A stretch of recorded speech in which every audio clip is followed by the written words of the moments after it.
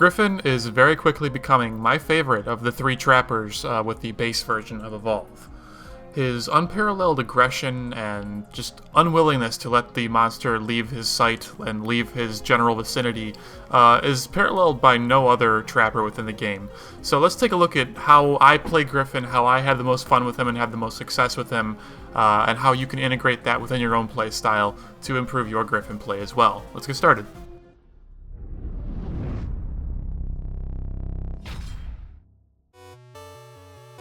First, we'll start off with Griffin's SMG. This weapon does about the same DPS as Maggie's SMG, but it has a significantly higher accuracy, so theoretically, it's probably going to be quite a bit higher of a DPS than Maggie's because you don't have to burst fire it. You can fire it full auto from just about any range that you want, and you're going to do absolutely wonderfully with it. So I do think that his SMG is pretty superior to Maggie's in that respect.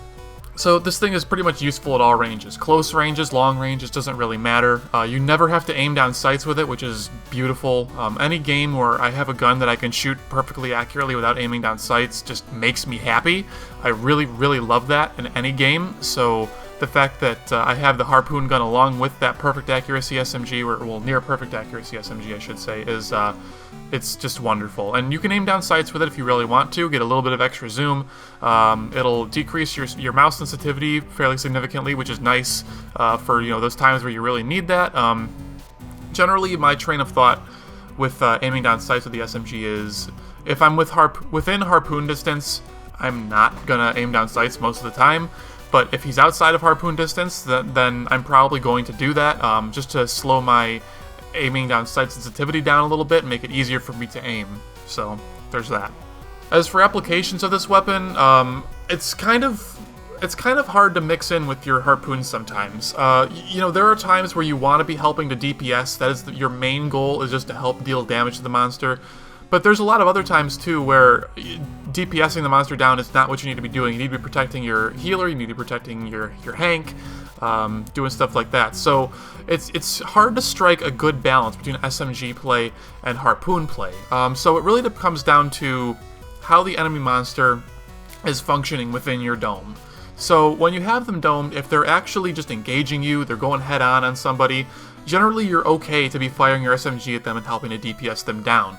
Your positioning is usually such so you and your support are on complete opposite sides of the dome, or if you don't have a Hank and you do have like a Kyra as your medic, you pretty much want to be on the opposite side of the dome as at least one of those two players. Generally they want to be sticking fairly close together actually, so you should be on the opposite side from both of them. So if the monster is in an offensive posture within your dome, be on the opposite side of them, keep harpooning them in the back, and you're going to be doing just fine. Whereas if he's attacking you, then obviously you're going to want your SMG, your harpoon isn't really going to help you whatsoever. But if you have a monster who is being very defensive within a dome, like a Wraith or a Goliath who's just running and running and running within your dome, they're at stage 1, they don't have much armor left, they're just trying to just run the clock and get out of there.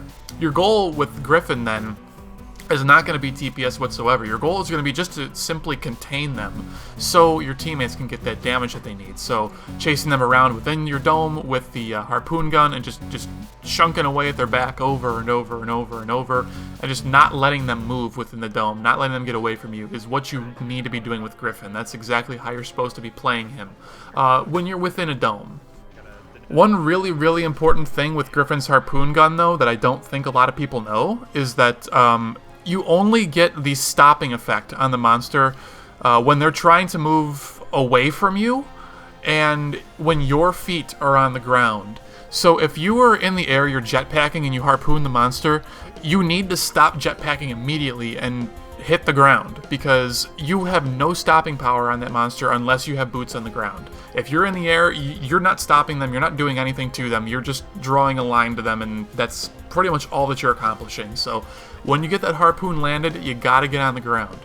For this reason, I really like to run movement speed on Griffin as my perk, because as you'll see in these clips here, as I have the monster grabbed, I'm running along the ground with him. You don't have to be pulling back on him. You can just keep running with him, and you're getting that same stopping power. All you have to do is keep your feet on the ground. As for when you're trying to get the monster in the domes, Griffin is really, really great for forcing monsters to engage you and forcing them into domes they don't want to be in. So, you can see them within your dome range. As long as they're not at the very edge of it, you can throw the dome, switch over to your harpoon, shoot them in the back, and they, most of the time, can't get away if you're doing it just right. So, Griffin is really, really beautiful in that he forces domes on monsters that they otherwise would not have to take from any other hunter. As for sound spikes, well, I'm going to be totally honest, I don't entirely understand how to use them, optimally quite yet. I'm still learning how to use them properly. Plus, there's going to be a buff coming soon, which kind of changes the way they work. They're going to be given an increased radius in which they work, as well as they're going to reveal sneaking monsters within a small radius, which they don't do at all right now. So, I'm going to hold off on that. That'll be another video for the future. So anyways, guys, thanks for watching. Hope you learned something new, and we'll see you next time. Take care.